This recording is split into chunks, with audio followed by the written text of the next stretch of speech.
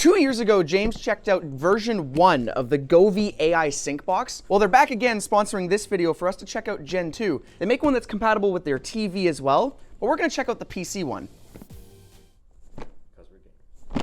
The AI Sync Box actually takes your HDMI input from your devices and then has an output to your TV, and using that signal, it can use its AI calculations to actually project lights onto your wall so you can get a more immersive experience. But let's see what it comes with here.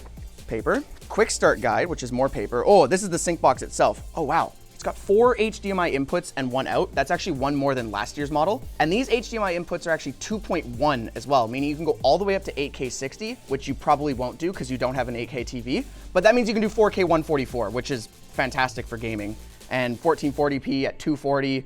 It's got everything. And then it's also got 2 outputs here in type C, and that's for connecting the lights that actually come with this kit here. The last connector is just the power on the back here, and then RGB strip all along, because this sits on your desk in front of you while you're gaming, and it can do RGB diffusion as well. And these are the 2 Govee light bars here. They each sit on either side of your monitor with the LEDs facing the wall away from where you're sitting, so they can diffuse on the wall here. And they connect with your type C to those ports we talked about earlier.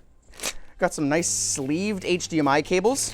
For 2 of them, I guess 1 going in from whatever console or PC and then back to your monitor. In this box here, we have the RGB ICW LED strip, which now features 75 LEDs per meter instead of 60. So it's all rolled up nicely for you with a 3M sticky on the back for you to be able to stick it to your monitor. 15 more LEDs might not sound like a lot, but it really does help with more color contrast and more variety in your color diffusion. Oh, these are the stands. Oh, I thought this was actually just the Govee logo itself. There's 1 power cable there. That's the barrel end jack. It comes with a little screwdriver. What are we screwing?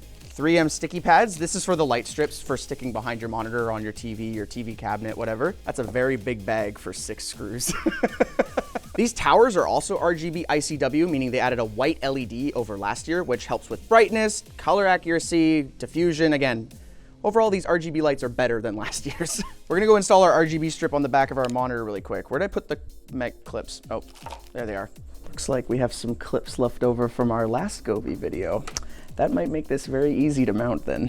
Installation's overall pretty easy. You just need to peel the 3M off this, but you wanna also make sure you use the included alcohol pads to wipe down wherever you're gonna be sticking it.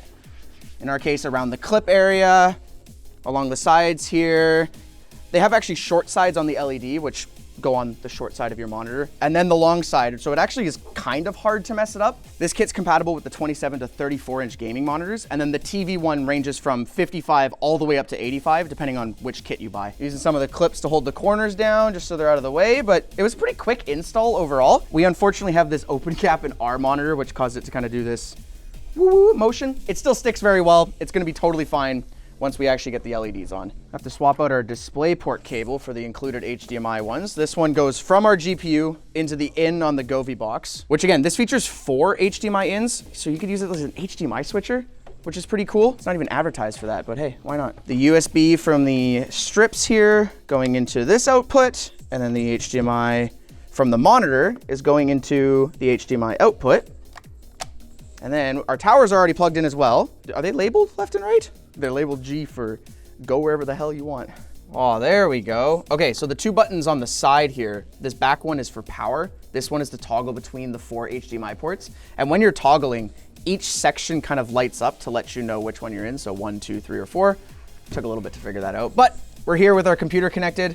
Let's see if we can actually test the colors here. Oh wow, without even fully setting up the app yet, you can see the light trail going all the way down. It's pretty cool. I think later in this video, there's color wheel too. Wow. That's not the coolest feature though. It boasts a feature called CogniGlow as well, which is an AI tool that can read whatever game you're playing and give you LED effects based on what you're doing, which we're gonna check out. But an example is if you're healing in Apex, it actually like charges your health bar. It's pretty cool. Let's play a game. So just walking around the map, you can see it changes based on whatever object we have. So we have kind of a more yellowy brown object, and the light even changes. Going out to the daylight, it's pretty cool. But let's test like a flashbang. Let's see if it just blinds us here. I'll definitely turn that one to bright white. We haven't even adjusted the settings in the app yet, so I don't know if this is max brightness or not. But maybe on max brightness, it'll actually like flashbang you, which would be kind of funny. It does give a feeling like you're entering indoors just because it's so bright from the outside, and then as you walk in, everything kind of just dims around you.